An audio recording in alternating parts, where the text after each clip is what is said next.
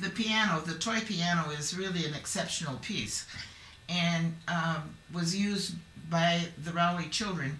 This is the Rowley house, and the daughters of the family played on that piano.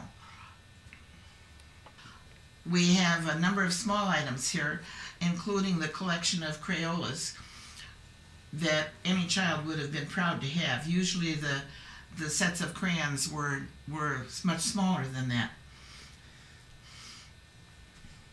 And then we have things like the doll carriage, the little rocking chair, the little wagon, items like that that children would have played with, as well as the dollhouse in the corner.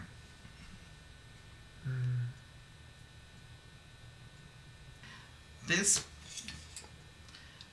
if it works, which it won't, but if it works, the ball goes right in there. I see. Mr. Cromie was a longtime principal of the Middleton graded schools, and after his death, one of the schools, a new school in Middleton, was named in his honor. That is a slide projector, an old slide projector that was used, I'm sure it was used in one of the Middleton schools, but I'm not sure how it works. That clock dates to 1885, and it was a schoolroom clock. That was quite typical of schoolroom clocks for a long time. But as near as I know, that clock was not used in Middleton. This plate went through the Chicago fire, the Great Chicago Fire, and it has these interesting markings. In fact, it looks like sort of like modern art.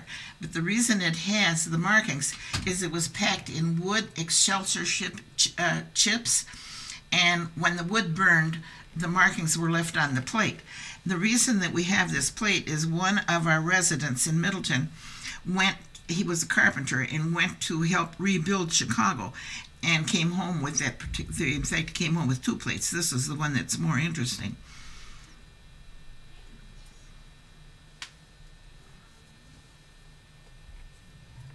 This is a bank alarm that was installed in the Bank of Middleton, in the first Bank of Middleton, which was established in 1903. The plan was that when the bank alarm went off, the people in the tavern next door would come armed with their pitchforks, shotguns, and so on, and rescue the bank from bank robbers. As near as I know, the only time the alarm went off was one time when a bank inspector came to visit the bank and accidentally set the alarm off. The other thing we have in this room that isn't really military, but it fits in this nook so well, is this tavern table. This tavern table was sort of unusual. Very often men would go into the tavern and play cards, but they didn't want their cards to get wet while they were playing, so this tavern table had a place for their beer glasses underneath, and that kept the table dry. We have a number of military items in this room, including a number of uniforms. This is a World War I uniform that was worn by Charles Newman, who later became the station master at the Middleton station. Yeah. And this uniform was a World War II uniform. It was my uniform that I wore as an Army nurse in World War II. Anything else? We also have a couple of Navy uniforms and an enlisted man. These three are all from the Second World War. This canteen was used in the Spanish-American War, and it was used by who later became Dr. Charles Allen, who was a physician in Middleton. As near as I know, the Spanish-American War, of course, was a very short war, and as near as I know, he never left the country.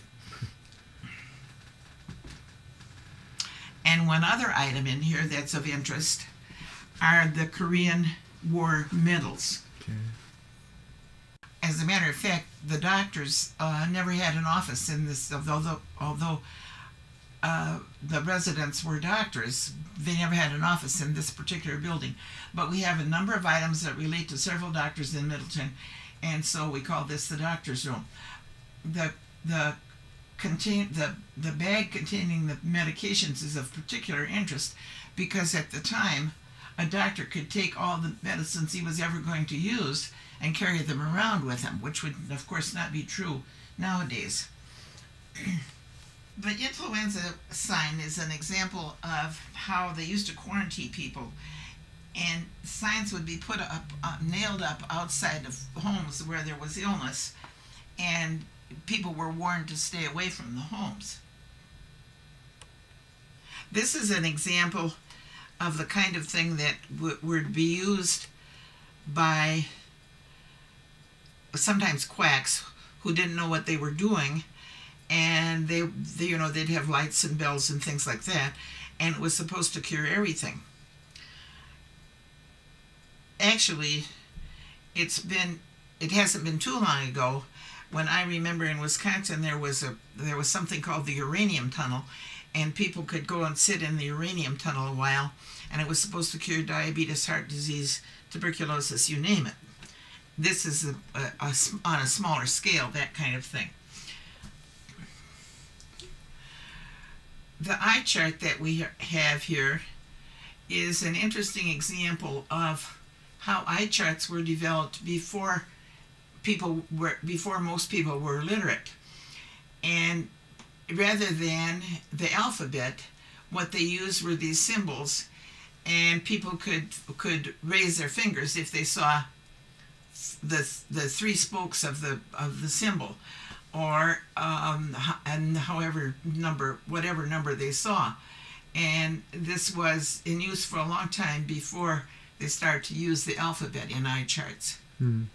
This is a good collection of Indian arrowheads that were given to us. The arrowheads were collected on a farm that was located near Lake Mendota, between Middleton and Lake Mendota, and are an interesting illustration of the kind of Indian artifacts that were located in the area. There are some other artifacts, but I think the arrowhead collection is particularly nice. The model is wearing a dress that was worn by one of our early Middleton residents, who was a graduate of Middleton High School, an early graduate of the Middleton High School. Her name was Pearl Williams, and she actually contributed many items to the historical museum. We have a number of items in the museum that are mementos from various stores and other facilities in Middleton. One of the interesting items that we have is this whiskey bottle down here that dates to Prohibition, and it is clearly labeled for medicinal purposes only. The items from the Bank of Middleton were from the first bank that dates to 1903. We also happen to have the picture of the first president of the Bank of Middleton. His name was William Piersdorf. A longtime resident of Middleton gave us this toy collection. These toys that she had really preserved, she really saved them for a long time because they date to the 1920s. And it's probably as an extensive toy collection as we have. The lantern is a railroad lantern that was used to stop the train. Middleton wasn't always a regular passenger stop, so if somebody wanted to get on the train, they'd light the lantern, and the red light would tell the engineer that they wanted them to stop to pick up a passenger.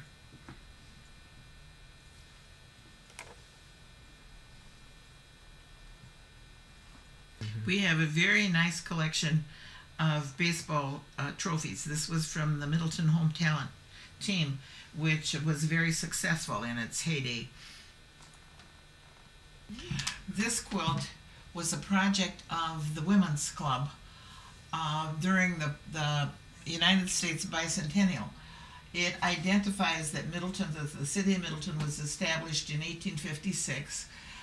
The names on the quilt represent various citizens from Middleton, And as I said, it was a project of the Women's Club, and they would charge people something like a quarter to write their names on a piece of cloth, and then somebody would embroider the name. So this has a lot of people who lived in Middleton in 1976 at the time of the bicentennial.